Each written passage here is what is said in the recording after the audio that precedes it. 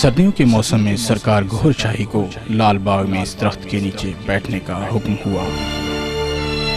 یہی جگہ آپ کی چلہ گاہ کے نام سے مشہور ہے۔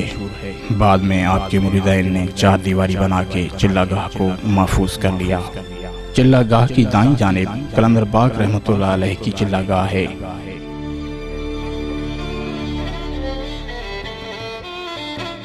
آپ کی کتاب روحانی سفر میں 50 سالہ مستانی مائی کا بھی ذکر ہے، جو کہ شیطان کی چیلی تھی اور سرکار گوھر شاہی کو طرح طرح کے ہیلے بہانوں سے اصل راہ سے ہٹانے پر مامور تھی۔ سرکار کی چلہ گاہ کے ساتھ ہی اس جگہ مستانی مائی کی جھونپڑی ہوا کرتی تھی۔ لال باغ میں یہ وہ چشمے ہیں جہاں سرکار گوھر شاہی وضو کے لیے ان راستوں سے آتے تھے۔ اسی چشمے کے پاس جو کھجور کا درخت ہے، روزہ رسول صلی اللہ علیہ وسلم کی آمد کا واقعہ رونما ہوا تھا۔ سرکار گوھر شاہی فرماتے ہیں کہ رات کے تقریباً 3 بجے ہوں گے، ذکر کی مشق کے بعد کھڑے ہو کر درود شریف کا ورد کر رہا تھا۔ فجر کا سماں ہو گیا، چشموں کی طرف سے بے شمار مرد عورتیں قطار در قطار کھڑے ہیں۔ سوچتا ہوں کہ آج کوئی بلند مرتبہ ملنے والا ہے، یہ لوگ مجھے دیکھنے کے لیے آئے ہیں، لیکن خیال آتا ہے کہ ان کی پشت میری طرف ہے، یہ کسی اور کا انتظار کر رہے ہیں۔ مغرب کی طرف سے ایک سبز رنگ کا روزہ اڑتا آ رہا ہے اور جہاں لوگ جمع ہیں وہیں اتر گیا۔ روزے میں سے ایک نورانی صورت نمودار ہوئی، عورتوں نے دیکھ کر جھومنا شروع کر دیا۔ ان کی زبان پر یہ الفاظ تھے، یا نبی سلام علیک، یا رسول سلام علیک۔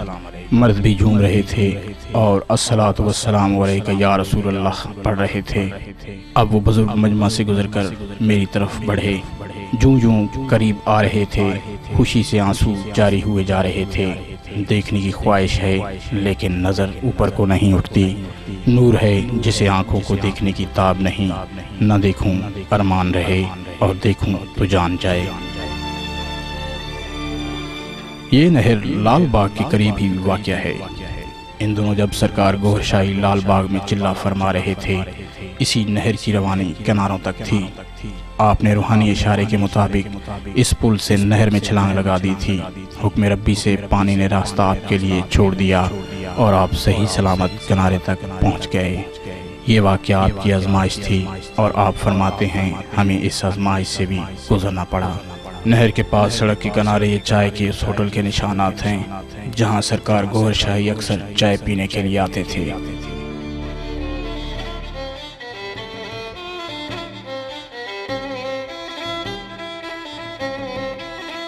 جام شور ٹیکسٹ بک بورڈ، جس کے عقب میں سرکار گوھر شاہی نے اس جگہ جھونپڑی ڈال کر ذکر قلبی اور آصف وغیرہ کی دم کا سلسلہ شروع کیا۔ وہ لوگ جو سیون سے واقفیت رکھتے تھے ان کا آنا جانا شروع ہوا۔ یہاں کے لوگوں کا بھی تانتا بندھا۔ یونیورسٹی اور میڈیکل کے طلباء بھی ذکر و فکر میں دلچسپی لینے لگے۔ یہاں کا پرنسپل جو مخالفانہ قائد رکھتا تھا، اسٹوڈنٹس کو گوھر شاہی کے پاس آنے سے منع کیا، مگر وہ باز نہ آئے تو پرنسپل نے چوکیداروں کو حکم دیا کہ جھونپڑی اکھاڑ دو یا استعفیٰ دے دو۔ اس پر انہوں نے جھونپڑی اکھاڑ دی۔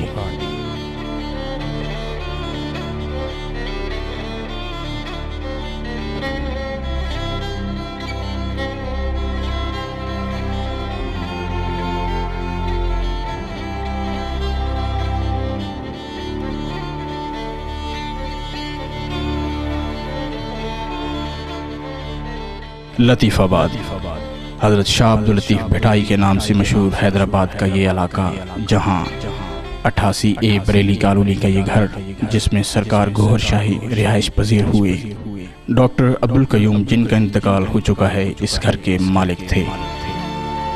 سرکار گوھر شاہی اسی جگہ 1989 رمضان شریف کی ابتدائی تاریخوں میں تشریف لائے تھے اور آتے ہی فرمایا تھا کہ 5-6 سال گزر اوقات ہو جائے گی۔ اس کمرے میں سرکار شاہ صاحب کی اہلیہ اور بچے رہائش پذیر تھے اور یہ کمرہ سرکار کے زیر استعمال رہا۔ مرحوم مشتاق ملنگ جو کہ لال باغ 7 سے ہی سرکار کے ساتھ رہے اور سب سے پہلے ذکر قلب حاصل کیا، انہوں نے کچھ اینٹوں کا بندوبست کر کے کمرے کی بنیاد رکھی۔ شروع میں کمرے پر ترپال کا سایہ کیا گیا، بعد میں ٹین کی چھت اور پھر کچھ عرصہ بعد پختہ چھت کا بندوبست ہوا جو آج تک موجود ہے۔ بعد نماز عصر سرکار شاہ صاحب اس کھڑکی کے پیچھے بیٹھ کر مریضوں کو دم فرماتے، ان کے مسائل سنتے اور پانی بھی دم کر کے دیا جاتا، جس سے بہت سے لاعلاج مریض شفا یاب ہو جاتے۔ یہ سلسلہ آج بھی جاری ہے۔ اسی جگہ انجمن سرفروشان اسلام کی بنیاد رکھی گئی جو 1989 میں 4 افراد پر مشتمل تھی اور بعد میں پورے پاکستان میں اس کے مراکز قائم ہو گئے۔ یہیں پر آپ نے مینار نور، تریاق قلب، روحانی سفر جیسی مایا ناز تصوف پر مبنی کتب تحریر فرمائی۔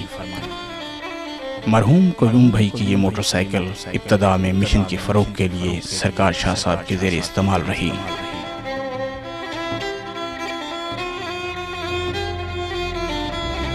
خدا کی بستی کوٹری یہ حیدرآباد کے نزدیک ضلع دادو کی ایک تحصیل ہے۔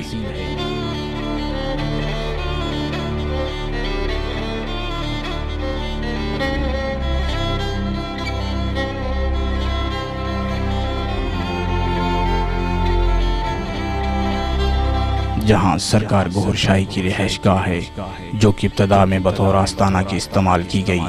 مرکزی اعتکاف اور سالانہ 11ویں شریف کی ابتدا بھی یہیں سے ہوئی۔ المرکز روحانی انجمن سرفروشان اسلام انٹرنیشنل۔ خدا کی بستی میں اس پہاڑی پر موجود اس آستانے کی ضرورت اس وقت محسوس ہوئی جب سرکار گوھر شاہی کی روحانی مشن کا دائرہ کار پاکستان سے نکل کر بیرونی ممالک تک پھیل گیا۔ سرکار شاہ صاحب کی رہائش گاہ سے آستانہ یہاں منتقل ہوا۔ روحانیت کے حصول کے لیے دور دراز سے بہت سی تعداد میں لوگ یہاں آتے ہیں۔